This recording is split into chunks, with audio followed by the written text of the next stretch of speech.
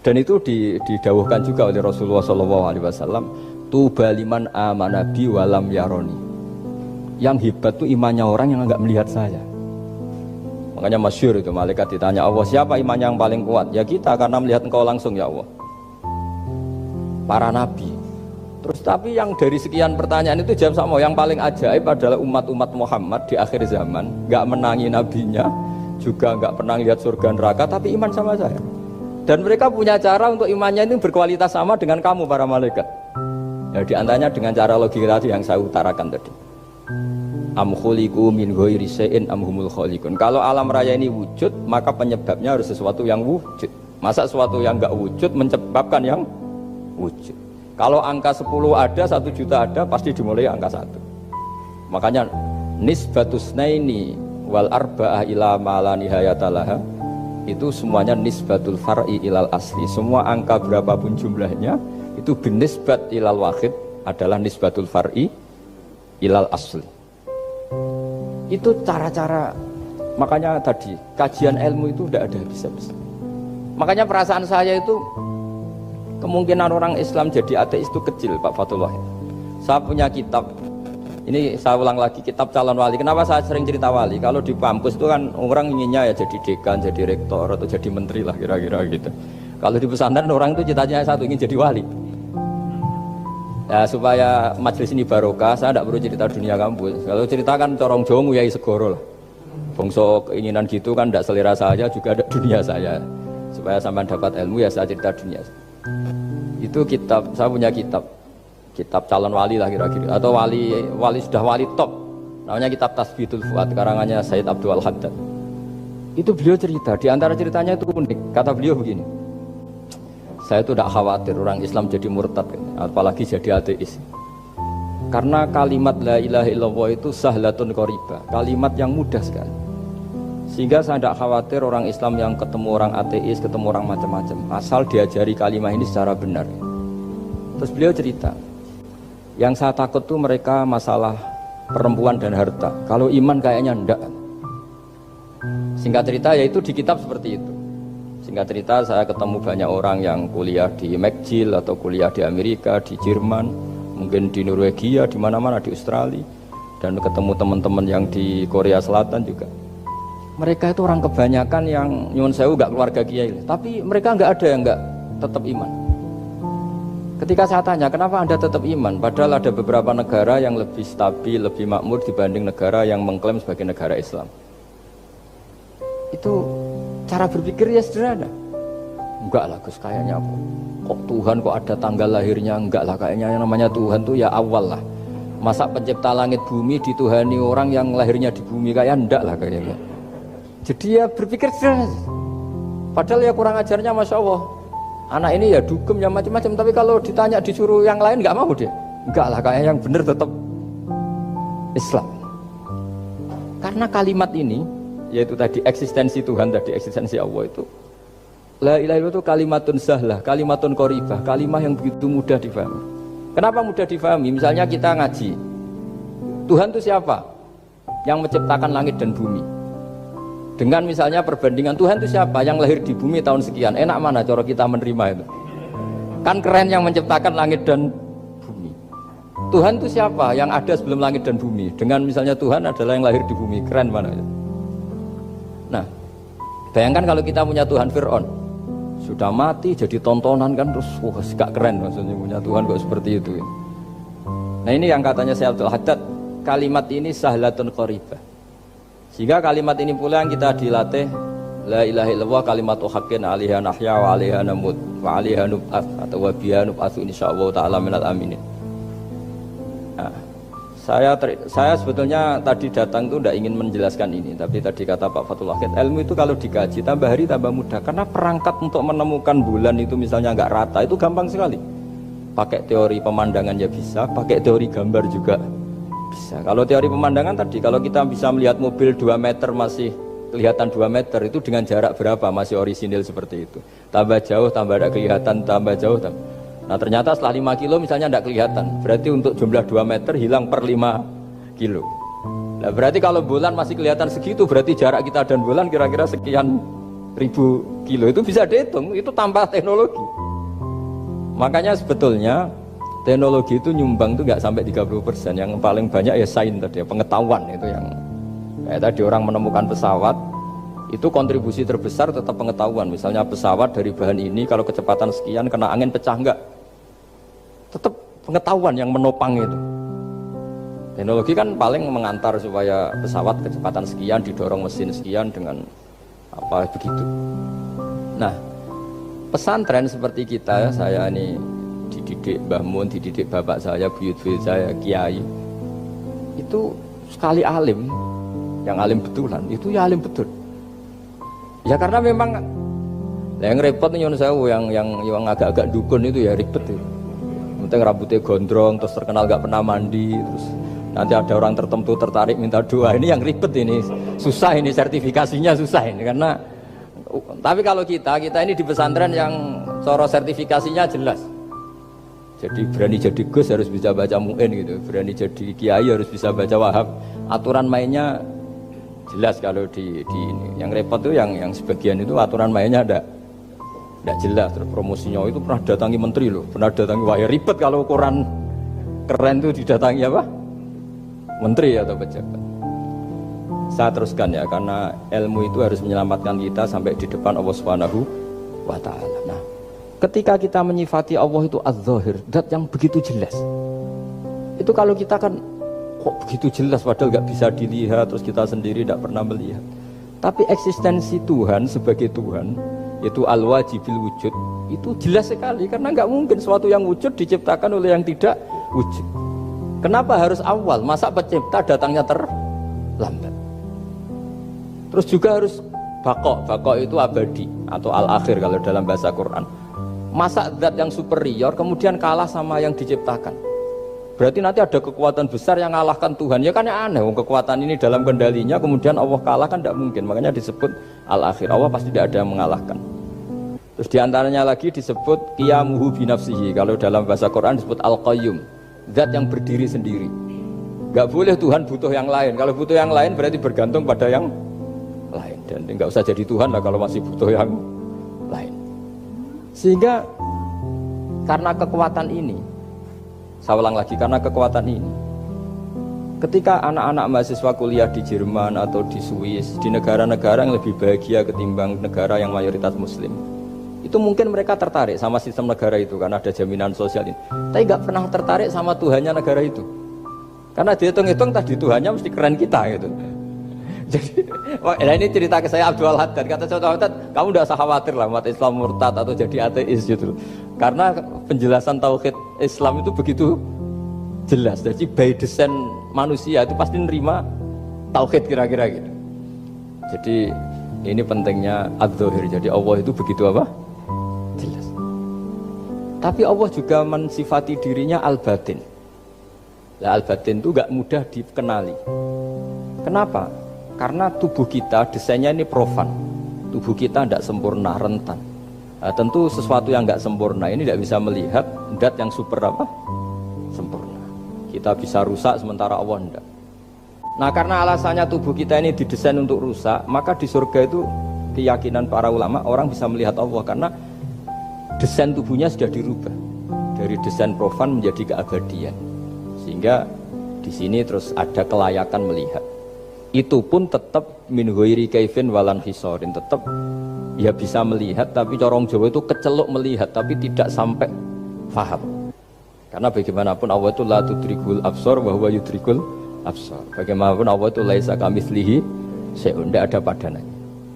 Jadi makanya Allah punya sisi az-zahir bisa dikenali sekali. Kenapa? Ya tadi nisbatus naini wal arba'ah ila ma la nihayata laha itu nisbatul far'i ilal asli. Saya punya kitab Pak Fathul Wahid, diajar Mbah Mun dulu, kitab Al-Husnul Hamidiyah. Itu yang ngarang itu ya kayak kelihatan ngawur, tapi ngawurnya orang alim. Jadi di situ ada gambar, gambarnya itu nggak jelas. Mungkin pengarangnya juga nggak bisa gambar kayaknya. Wah bulat tuh, benang bulat ada, gambar gunung ada, gambar yang tambah ngawur ya banyak sekali. Gambarnya itu nggak ada yang jelas. Tapi dari nggak jelas itu beliau bilang gini, gambar yang bulat ini, yang nggak jelas ini, tetap kamu punya rumus kan? Itu dimulai dari satu titik. Mbok gambar gedung tingkat 5, mbok gambar hutan ada harimaunya, tetap dimulai dari satu titik. Ya alam raya ya seperti itu, mbok ada Mars, cek mau ada Jupiter, kayak tetap dimulai dari situ titik. Nah ini namanya nuqtatul wujud, titik kewujudan, yaitu Allah Subhanahu wa ta'ala. Sehingga ketika kita ngaji, ketika di pesantren dulu, penjelasannya adalah Al-Quran maknanya dipadatkan di Fatihah, Fatihah dipadatkan di Bismillah, katanya Bismillah dipadatkan di titiknya ba. Nah titik ba ini dianggap titik awal wujud, bi kana makana wa bi yakunu mayakun. Kira-kira Allah mentitahkan karena saya semuanya yang ada, dan karena saya yang mau ada bisa saya adakan. Nah, itu sirinya lah. Jadi menerangkan tauhid itu pakai gambar. Gambarnya keliru sekali lah kalau dalam orang seni mesti ngeliat gak seni itu. Karena dia gak butuh gambarnya, butuh mau menjelaskan buat dunia sebanyak ini, buat alam raya sebanyak ini tetap dimulai dari satu titik. Nah, sehingga di sini ada tauhid qul huwallahu ahad, Allahus samad dan seterusnya. Nah, saya mohon lewat penjelasan ini ya, baik orang yang ahli teknik maupun ahli medis, ahli apa saja, tolong latihlah memberi penjelasan yang mudah sehingga agama ini mudah dicerna. Sehingga kalau ini dijelaskan cara mudah beragama itu jadi gampang. Makanya ciri utama agamanya orang-orang baik itu satu, man radiya billahi robba. Radiya itu seneng banget. Kenapa seneng banget? Karena memang agama ini nyaman, indah. Jadi datang dengan kebenaran yang mudah dicerna. Coba kalau agama ini datang dengan cara misalnya gini, kamu harus menuhankan ini, dan kita tahu itu lahirnya di bumi, kan ada yang ganjel. Kok Tuhan sama buminya dulu, buminya ini gimana ini? Kan pusing. Buat Anda profesor nggak bisa jawab itu. Tapi kalau Tuhan itu adalah yang ada sebelum langit dan bumi, kan ya iyalah, masa Tuhan terlambat datangnya, kan terus enak gitu menerimanya itu. Makanya diantara kekalahan Fir'aun berdebat, ya Nabi Musa ya Nabi lah, juga proses ya. Nabi Musa ketika ditanya Fir'aun, wa ma rabbul alamin, Tuhan kamu itu siapa? Jawabnya Nabi Musa, rabbus samawati wal ardi, yang menuhani langit dan bumi. Itu Fir'aun masih bisa ngeles. Saya jalan-jalan kemana-mana, yang dituhankan saya, berarti yang Tuhan ya saya dong. Ma'alim tulakum min ilahin apa? Ghairi, kata Fir'aun. Soal Tuhan kamu di langit, begini kata Fir'aun. Haman dipanggil, Haman bikinkan piramida yang paling tinggi, saya ingin melihat Tuhannya Musa. Musa bingung kan? Padahal kalau naik piramida nanti Fir'aun pun tidak bisa melihat Allah kan? Wong yang Nabi yang kiai aja gak bisa melihat, apalagi Fir'aun. Padahal celakanya ketika dia tidak melihat Allah, dia akan mengatakan Allah itu tidak ada, ribet kan? Itu penjelasan tentang Tuhan ini sebetulnya sudah absolut lah. Rabbus samawati wal ardi, Tuhannya langit dan bumi. Tapi itu gak ngefek, di perdebatan gak ngefek. Yang ngefek adalah ketika Musa bilang gini, Rabbukum wa rabbu abaikumul awwalin, sing nuhani buyutem. Wah kaget pengawal-pengawalnya langsung do iman meskipun secara siron, secara rahasia. Iya, nah, Quran pangeran berarti buyutnya rada pangeran. Kan pangerannya putu nih, berarti buyutnya wah ribet kan? Ya kalau Fir'aun Tuhan, bapaknya tambah Tuhan kan, mbahnya, buyutnya. Akhirnya kata pengawal Quran, geblek tenan Fir'aun. Artinya apa? Kadang argumentasi yang sudah benar, yaitu Tuhannya langit dan bumi kan ya benar lah. Tapi itu tidak ngefek, di perdebatan tidak ngefek. Yang ngefek adalah ketika Rabbukum wa rabbu abaikumul awwalin, yang nuhani nenek moyang kamu. Orang mulai mikir kalau Fir'aun itu Tuhan, lalu nenek moyangnya Tuhannya siapa? Jadi ini seninya, makanya diantara syarat Nabi, jadi Nabi itu sidik, amanat, tabligh, fatona. Fatona itu ada kecerdasan. Dulu Nabi ya sering dibully, jangan kira Nabi itu nggak sering dibully, sering juga Pak Rektor. Jadi ada unta itu kena kudis. Kudis itu ya jenis penyakit menular lah. Nabi dengan teori tawakalnya, Nabi itu punya dua teori, kadang pakai teori tawakalnya, kadang pakai teori preventif. Makanya Nabi pernah ngendikan kalau ada penyakit menular di situ, kamu jangan di situ. Itu pakai teori preventif. Tapi kadang Nabi pakai teori tawakal. Nabi menghentikan la adwa wala tiarutan, tidak ada penyakit menular. Terus orang-orang yang ya usil lah kira-kira gitu, ada unta kena kudis, dijejerkan yang waras. Ternyata yang waras ikut kudisen lah, ikut sakit. Senang orang ini. Ya Rasulullah, ini saya jejerkan ternyata yang nggak tertular jadi tertular. Padahal engkau bilang nggak ada penyakit menular. Nabi jawabnya lucu. Faman a'dal awwala. Kalau yang pertama ini tertular siapa? Dia dikira Nabi itu kalah karena melihat unta yang kedua. Ternyata Nabi nggak, ketika dipanggil ya Rasulullah ini unta agak gudikan, tak jejerkan yang kudisen, ternyata ikut kudisen. Berarti penyakit itu menular. Tapi Nabi jawabannya faman a'dal awal. Lalu yang kena penyakit pertama tertular oleh siapa? Wah, itu asli dari Allah. Ya maksud saya seperti itu kata Nabi. Nah itu yang dikatakan fatona. Jadi Nabi itu harus punya sifat apa? Fatona. Karena dengan kecerdasan itu Nabi bisa berargumentasi. Kayak tadi, ketika Fir'aun dikatakan Allah yang menuhani langit dan bumi, Fir'aun masih mengklaim dia Tuhan. Karena di mana-mana dia dituhankan. Tapi ketika diingatkan bahwa kamu anak seorang manusia, punya bapak, punya kakek, punya buyut, punya canggah kalau bahasa Jawa. Lalu kalau kamu yang Tuhan, dan Tuhan dimulai Anda, lalu mbah-mbah kamu Tuhannya siapa? Gak bisa jawab kan? Akhirnya banyak punggawa yang saat itu iman. Jadi iman itu bisa menghunjam kepada siapa saja, termasuk yang orang-orang topnya Fir'aun. Sehingga ketika Fir'aun rapat Musa harus dibunuh besok, tangkap besok, sebagian mereka itu membocorkan informasi itu. Datang ke Musa, tadi malam kita ikut rapat, keputusannya Anda dibunuh, maka larilah kamu. Itu barokahnya iman. Artinya ya karena logika Musa lebih masuk akal, ya mereka lebih percaya sama Musa. Tapi gara-gara profesi ya tetap kerja, dan yang mulai ribet dunia. Ya mulai ribet. Ya mulai ribet. Jadi makanya kamu jangan tanya kaifa hukmul mukmin sing yukhfi imanahu, bagaimana hukumnya orang mukmin yang menyembunyikan imannya demi aman. Ya tidak usah kamu jawab. Kalau kamu jawab boleh, ini kok kayak pecundang. Kalau kamu jawab haram, pernah terjadi itu. Wa qala rajulun mu'minum min ali fir'auna yaktumu imana. Ini khazanah ya, jadi saya mohon mengkaji Islam itu harus dengan sisi-sisi yang bisa difahami orang pinter juga orang bodoh. Kata Imam Ghazali banyak, karena hadatin itu harus difahami orang pinter juga orang bodoh. Terus contoh yang paling populer tentu sering saya utarakan masalah iddah. Iddahnya orang terceraikan itu 3 kali masa suci. Kalau menurut Abu Hanifah 3 kali masa haid. Orang pintar tahulah kalau perempuan sedang haid, menstruasi pasti sedang tidak hamil. Sehingga kalau dia sudah haid 3 kali ada kepastian tidak hamil. Kalau tidak hamil artinya apa? Gak ada sperma dari zaut awal, suami pertama yang jadi anak dia. Padahal tujuan iddah adalah nanti kalau di hubungan suami istri sama suami kedua, jelas anaknya suami kedua. Tapi kalau andaikan tidak ada iddah kan, malam hubungan suami istri, pagi bentrok cerai, terus kawin. Kumpul suami istri lagi, terus nanti anaknya itu anaknya siapa? Kan nggak jelas. Kalau sampean bisa klaim lewat DNA, DNA juga mungkin secara ilmu objektif Pak Rektor. Masalahnya juga bisa disuap kan? Saya sering dibantah orang-orang itu. Wah Gus, DNA itu otoritatif karena gini-gini, nggak mungkin, bohong kamu. Ya DNA-nya nggak bohong, pegawainya bisa disuap kan? Kayak nggak tahu manusia apa, nggak tahu Indonesia, nggak tahu terus. Itu yang sensitif itu, yang mulai wilayah sensitif itu. Kayak gak tahu manusia apa, kayak gak tahu Indonesia? Manusia aja ya sudah. Berarti Anda sangat nasionalis.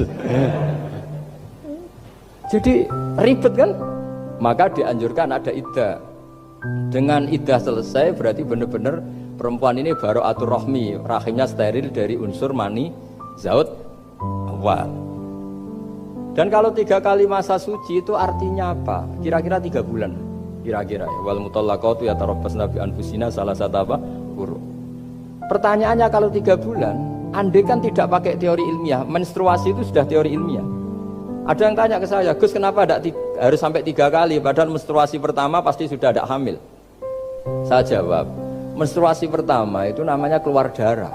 Nggak ada jaminan kalau itu haid, bisa saja keluar darah karena kaget, karena kecelakaan, karena apa.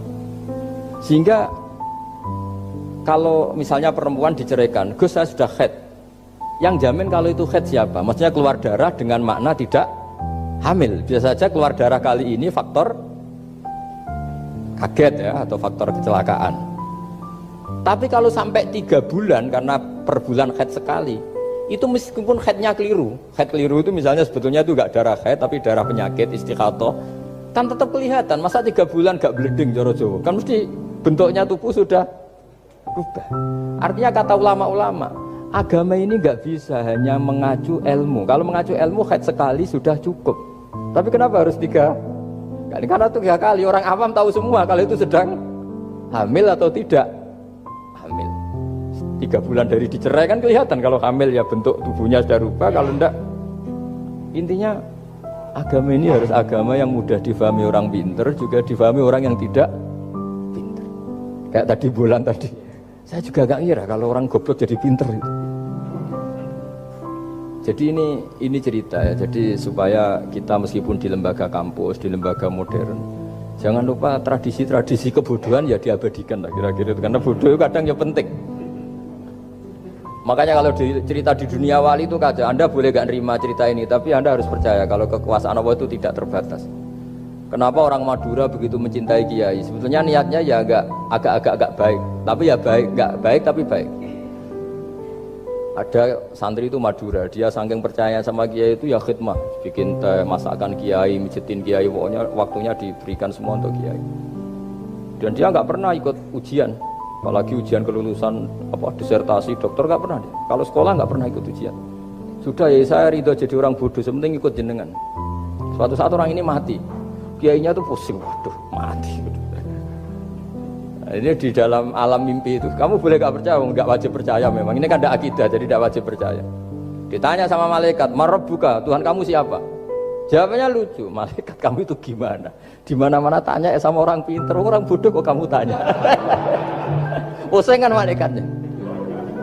Di mana-mana namanya tanya, itu ya sama orang pinter, masa orang bodoh ditanya? Yang bener aja kamu. Makanya bodoh ini ya senjata, makanya ini kita kalau pinter ya alhamdulillah, kalau bodoh ya alhamdulillah kan. Bodoh itu penting. Kalau negara ini tidak makmur, yang disalahkan mesti para rektor. Gunanya apa ada rektor kalau nggak solusi bagi bangsa ini? Orang bodoh pasti nggak disalahkan kan? Nanti kalau ada hisab, kenapa Indonesia carut marut? Yang dipanggil Allah itu menteri, rektor, pasti itu. Apa kontribusi Anda sebagai orang pinter, sebagai profesor, sebagai orang bodoh aman? Santai, nggak kena panggilan kan? Karena Anda harus bertanggung jawab. Akhirnya terus malaikat tanya, lalu yang pinter siapa? Yang di atas itu, kiainya yang nalkin itu, yang di atas itu. Walhasil kiainya itu karena wali itu denger. Ya wile cum bodoh kok terus nganti wis mati. Bodoh kok kamu bawa sampai mati. Jadi kadang orang bodoh itu ya pinter tadi. Malaikat tuh kamu tuh gimana? Di mana-mana tanya itu ya sama orang pinter. Orang bodoh kok kamu tanya? Ya ribet kan kalau sudah ketemu seperti itu. Nah, Nabi juga sering ngalami dialek sama orang bodoh. Kadang Nabi yang ngalah, kadang logikanya orang bodoh itu lebih gampang. Itu ada orang pencari dop itu semacam kayak biawak ya. Tapi tidak biawak, kayak semacam biawak. Itu ketemu Nabi, kamu tahu kalau saya ini Rasulullah? Tidak tahu ya. Ya kamu harus iman kalau saya ini Rasulullah. Hatta yu'mina laka hadad dop. Ya kalau hewan ini iman sama kamu ya saya iman. Ribet kan ukurannya itu. Waduh, untung Nabi betul. Terus Nabi tanya, Dop, kamu tahu kalau saya Rasulullah? Terus Dopnya saat itu bisa bicara asyhadu annaka Rasulullah, terus baru iman. Imannya tanya, kenapa kamu iman sama Rasulullah? Hewan aja tahu kalau dia Nabi, apalagi manusia. Sehingga di masyhur itu di acara-acara kita kalau wadhabbu wal ghazalah yasyadani laka bir risalah itu wadhabbu wal ghazalah yasyadani laka bir risalah. Sehingga kekeliruan kita, saya sering ngomong di mana-mana, matur di mana-mana. Masyarakat Indonesia mayoritas ya tetap yang enggak pinter. Orang Islam mayoritas yang enggak pinter. Lalu orang enggak pinter ini diabaikan sehingga mereka tidak jadi energi yang luar biasa untuk mengawal Islam atau mengawal Indonesia.